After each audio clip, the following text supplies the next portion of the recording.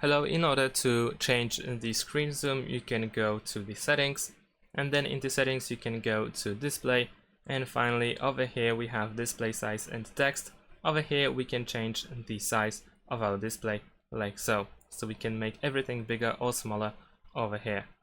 If you want to, you can also reset to default settings at the bottom of the settings menu, and then we have reset settings, and then we can confirm.